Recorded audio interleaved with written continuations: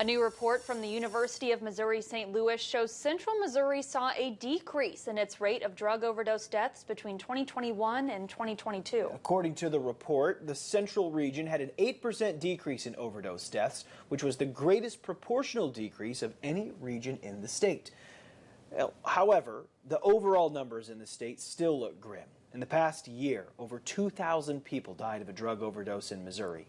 ABC 17's Mitchell Kaminsky spoke to people to understand why they turn to these drugs, what's preventing them from seeking help, and how Columbia police are trying to help reduce these numbers.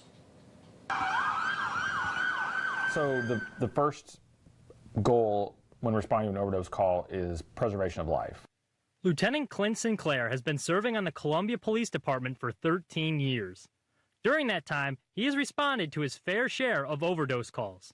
I can speak from experience on some scenes, especially when we administer Narcan, right? People come out of their high pretty instantly, and then they don't feel that they need to go to the hospital, or they don't need certain kind of resources or help. While the number of overdoses is on the rise, the number of people seeking treatment is declining. Addiction carries stigmas, such as addict, abuser, or alcoholic.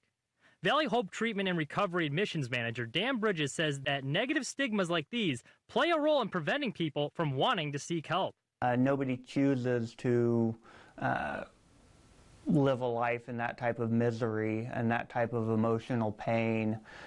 It is not a lifestyle that the people that are suffering want to continue. You know, they want help. They need that loving, caring support. Stigmas and statistics make it easy to forget that you're talking about people, which is why it's important to learn why many turn to these drugs in the first place. One of the most common things would be some sort of trauma.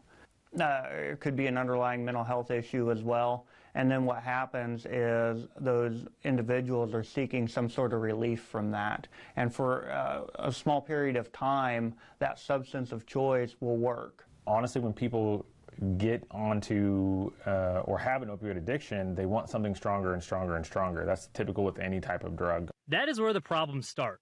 Fentanyl has begun to creep into every aspect of the drug market. And you just don't know what you're getting, even if it's the same stuff you think you've been getting for weeks or months or years. The next time it might not be.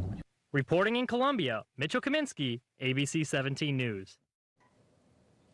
Sinclair says he has noticed a decrease in deaths in the past year and credits CPD for training all their officers in how to use Narcan when responding to a scene.